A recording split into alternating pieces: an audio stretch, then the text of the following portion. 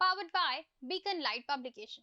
So, we were discussing the chapter that is Microsoft Excel, right? इसके अंदर इसका introduction part हम already cover कर चुके थे. इंट्रोडक्शन के अलावा इसके टूल बार्स के बारे में, किस तरह से रोज और कॉलम्स इंसर्ट और डिलीट की जाती हैं एक्सेल के अंदर, ये भी हम ऑलरेडी लास्ट लेक्चर्स के अंदर डिस्कस कर चुके थे. आज हम बात करने वाले हैं डेटा सिलेक्शन की, कि डेटा को किस तरह से सिलेक्ट किया जाए. डेटा क्या है? डेटा हो सकता है हमारे कोई सेल के अंदर का कंटेंट, हो सकता है हमारी पूरी रॉ, हो सकता है कॉलम, या जितनी भी चीजें हमें क्या करनी है, डिलीट या इंसर्ट करवानी है, तो पहले हमें उसमें सिलेक्ट करना होता है. पहले क्या करना पड़ेगा? पहले हमें उस डेटा को सिलेक्ट करना होगा. उसी चीज को हम स्टडी करेंगे डेटा सिलेक्शन के अंदर. किसके अंदर? डेटा सिलेक्शन के अंदर उसी चीज को हम डिस्कस करने वाले हैं. तो आइए देखते हैं क्या है इसके अंदर. Use the mouse keyboard to select cells, rows and columns of data.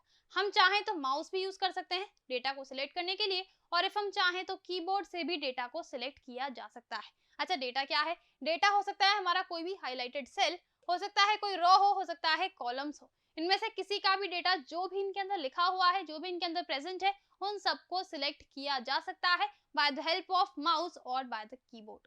ठीक है, तो दोनों से कोई ही यूज करके हम चीजों को सिलेक्ट कर सकते हैं, डेटा को सिलेक्ट किया जा सकेगा. Okay, select clicking, single clicking on the column label will highlight the whole column. सबसे पहले हम क्या करें, अगर हम सिंगल क्लिक करते हैं किसी भी कॉलम के ऊपर, तो वो पूरे कॉलम को हाईलाइट कर देता है. मतलब वो कॉलम आपको अलग से नजर आएगा अगर आप पूरे कॉलम पे सिंगल क्लिक कर देंगे तो. Single clicking on the row label will highlight the whole row. If हम किसी रो लेबल के ऊपर सिंगल क्लिक करेंगे तो वो क्या करेगा, वो पूरी रो को हाईलाइट कर देगा. किसको? पूरी जो रो है एक्सेल के अंदर, वो उसको हाईलाइट कर देता है. ठीक है, clicking and dragging across several row or column levels will highlight several rows and columns respectively. वैसे ही अगर हम बहुत सारी रोज को, बहुत सारे कॉलम्स को इफ हम हाईलाइट करना चाहते हैं तो उनको आप सिलेक्ट कर सकते हैं. सिंगल क्लिक करने से ही सिलेक्ट हो जाता है. कैसे होगा? सिंगल क्लिक करते ही आप बहुत सारी चाहें तो एक साथ बहुत सारी डिफरेंट रोज, डिफरेंट कॉलम्स को सिलेक्ट कर सकते हैं. फिर आपको चाहे उनको कहीं पर मूव करवाना हो, कट करना हो, पेस्ट करना हो, या कुछ भी आपको करना है, तो सब चीजें आप कब करेंगे? जब वो डेटा सिलेक्ट होगा. क्या होगा? जब डेटा का सिलेक्शन हो जाएगा, उसके बाद आप जो चाहें उस डेटा का कर सकते हैं. Okay, clicking and dragging across a group of cells will highlight the continuous group.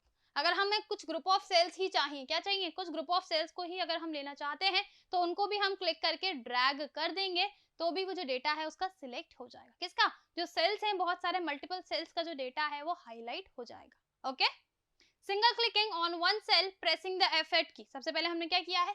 सबसे पहले हमने किसी भी एक सेल के ऊपर सिंगल क्लिक किया है. क्या किया है? किसी भी एक पर्टिकुलर सेल के ऊपर हमने सिंगल क्लिक किया है. उसके बाद हमने F8 की बनाई. क्या कर हमने उसके बाद क्या किया? हमने F8 की यहाँ पर जो की है वो प्रेस की है, और holding down the shift key and then using the arrow keys to select the continuous group will also highlight the cell. इसके अलावा हम क्या कर सकते हैं? शिफ्ट की के साथ एरो की को अगर हम प्रेस करते जाएंगे तो भी हमारा जो डेटा है वो सिलेक्ट हो जाता है. इफ हमें कीबोर्ड का यूज करके सब करना है, तो हम शिफ्ट के साथ एरो की का यूज करके जितना भी डेटा है उसको पूरे को एक साथ सिलेक्ट कर सकते हैं. तो दो मेथड है हमारे पास कि एक सेल को सिंगल क्लिक करके आप उसके बाद F8 की दबा दें, या फिर आप शिफ्ट और एरो की से भी डेटा को सिलेक्ट कर सकते हैं. चाहे आपको डिफरेंट कॉलम्स लेने हो, रोज लेनी हो, ये सारी चीजें इन दोनों चीजों से पॉसिबल हो सकती है.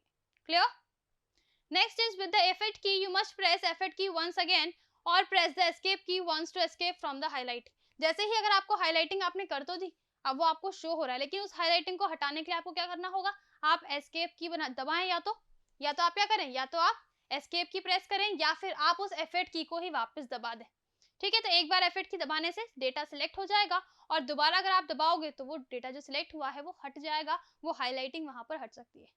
तो वहां से एग्जिट करने के लिए, एग्जिट मतलब उस सिलेक्शन को जो आपने किया है उसे हटाने के लिए दो कीज का आप यूज कर सकते हो. कौन कौन सी? पहली होगी हमारी F8 की और दूसरी होती है एस्केप की. दोनों को ही अगर आप प्रेस कर दोगे, दोनों में से कोई भी एक, तो वो जो हाईलाइट हुआ है डेटा वो अपने आप वहां से मूव हो जाएगा. Okay, non-contiguous cells can be highlighted by holding down the control key and using the mouse to single click the desired cell.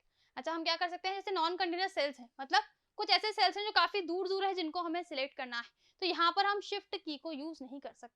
तो शिफ्ट की जगह यहाँ पर कंट्रोल की का यूज किया जाएगा. किसका यूज किया जाएगा? कंट्रोल की का यहाँ पर हम यूज करेंगे. जो जो भी हमें सेल चाहिए, क्या जो जो भी सेल हमें सिलेक्ट करने हैं, तो कंट्रोल, पहले हमने फर्स्ट सेल क्लिक किया उसके बाद कंट्रोल की को प्रेस करके रखें और डिफरेंट सेल्स जिनको भी हम सिलेक्ट करना चाहते हैं उनको एक एक करके सब पे हम अगर क्लिक कर देंगे तो वो सारे जो कि दूर दूर सेल थे, कंटिन्यूस नहीं थे, कंटिन्यूस नहीं थे, उन सभी सेल्स को हम सिलेक्ट कर सकते हैं by the use of control key and single pressing on the mouse. ठीक है, क्लियर हो रहा है? क्या कर रहे हैं हम यहाँ पर सबसे पहले हमने कंट्रोल की को प्रेस किया है और उसके अलावा हमने माउस से सिंगल क्लिक हम करते जा रहे हैं। अगर नॉन कंटिन्यूअस सेल्स हैं तो मतलब कंटिन्यूअस में नहीं है, पास सेल्स नहीं है, थोड़ा गैप में है जो सेल्स हमें चाहिए, तो इस तरह से उनको हम सिलेक्ट कर सकते हैं। Clear? Okay, clicking on the grey box where the row labels and column labels intersect will highlight the whole worksheet. अगर हम कहाँ पर क्लिक कर दें, ग्रे बॉक्स पे अगर हम क्लिक करें, अच्छा ग्रे बॉक्स कहाँ है, जहां पर सारी रोज और सारे कॉलम्स जो हैं आके मिलते हैं, मतलब सबसे कॉर्नर के साइड पे होता है ये, वहां पर अगर आप क्लिक कर देंगे तो सारी रोज जितनी भी उस एक्सेल में प्रेजेंट है और सारे कॉलम्स जितने भी उस एक्सेल में प्रेजेंट है वो उन सबको सिलेक्ट किया जा सकता है। किनको?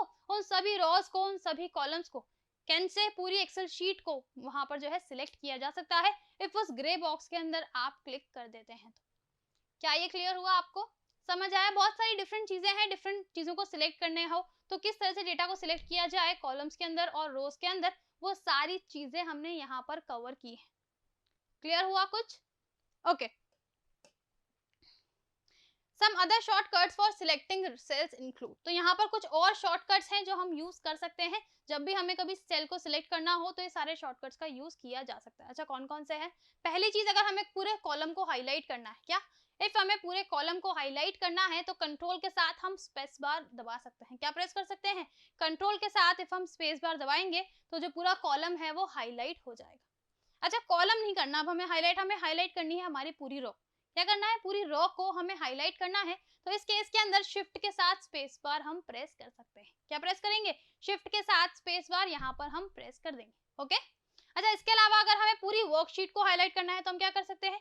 पूरी वर्कशीट को अगर हमें हाईलाइट करना है तो डायरेक्टली कंट्रोल प्लस ए कर सकते हैं। ये हमारा कब काम आता है? कंट्रोल प्लस ए हमें सिलेक्ट ऑल बताता है। क्या बताता है?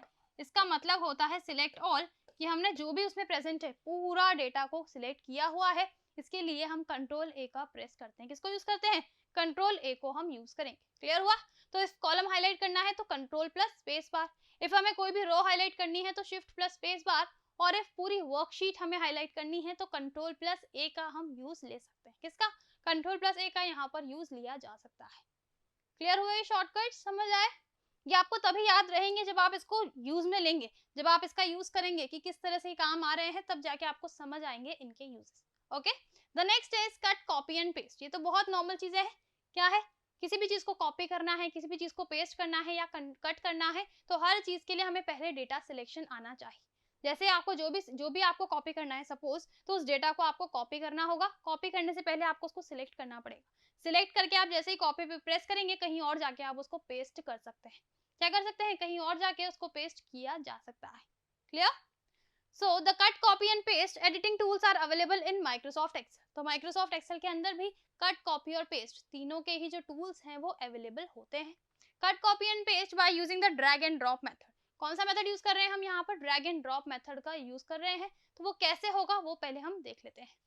Select the cells you desire to move. सबसे पहले हमें क्या करना है? जिन भी सेल्स को हमें मूव करना है, मूव मतलब क्या होता है? मूव मतलब एक जगह से दूसरी जगह हम इनको पहुंचाने वाले हैं। कॉपी नहीं कर रहे हैं यहाँ पे, डायरेक्ट मूव कर रहे हैं। सपोज इसको हम कट भी समझ सकते हैं। ठीक है, तो अगर हमें सेल्स को मूव करना है तो सबसे पहले उनको हमें सिलेक्ट करना होगा। नेक्स्ट क्या करेंगे? Next is point to an outside border of the cell. उसके बाद हमें क्या करना है? सेल की जो आउटसाइड बॉर्डर है वहां पर हमें अपना जो एरो है वो लेकर जाना है। The third one is click and drag the cell to the new location. अब जहां पर भी हमें उसको पूरे को लेके जाना है, जो हमने सिलेक्ट किया है, उस पूरे को हमने न्यू लोकेशन पे जाके अगर हम छोड़ देंगे तो वहां पर वो अपने आप आ जाएगा, शिफ्ट हो जाएगा। ये हुआ हमारे मूव का काम। कट भी हमारा यही काम करता है। क्या करता है? कट भी हमारे लिए यही वर्क करता है। एक जगह से हटा के पूरी दूसरी जगह हम रख देते हैं। ठीक है, तो मूव की जब हम बात कर रहे हैं तो वो भी कट से ही रिगार्डिंग होती है। एक जगह से हमने पूरा जो भी हमें डिजायर्ड डेटा था वो सिलेक्ट किया और किसी न्यू लोकेशन पे जाके हमने उसको छोड़ दिया है, ड्रॉप कर दिया है। तो इस तरह से भी डेटा को मूव किया जा सकता है। Okay, while the drag and drop method write the drag and drop method, the data is removed from its original location and overrides the contents in the destination location. अब suppose जहां पर आपने उसको रखा है वहां पर ऑलरेडी पहले से कोई डेटा प्रेजेंट है, तो अब क्या होगा, तो वहां पर वो ओवरराइट हो जाएगा, मतलब जो पहले से डेटा प्रेजेंट था उसी के ऊपर आपने नया डेटा वहां पर रख दिया है, वो डेटा वहां पर मूव नहीं हुआ है। ठीक है, जो पहले का डेटा मतलब आपको पता होना चाहिए कि जब भी आप मूव ऑप्शन को यूज करेंगे तो उसके लिए जो आप अपने डिजायर्ड लोकेशन पे जाने वाले हैं, न्यू लोकेशन पे पहुंचने वाले हैं, वो एम्प्टी होनी चाहिए, वो वैकेंट होनी चाहिए, जब तभी आपको उस मूव करने का कोई फायदा है, वरना उसका कोई बेनिफिट नहीं है। क्लियर हो रहा है, समझ आया?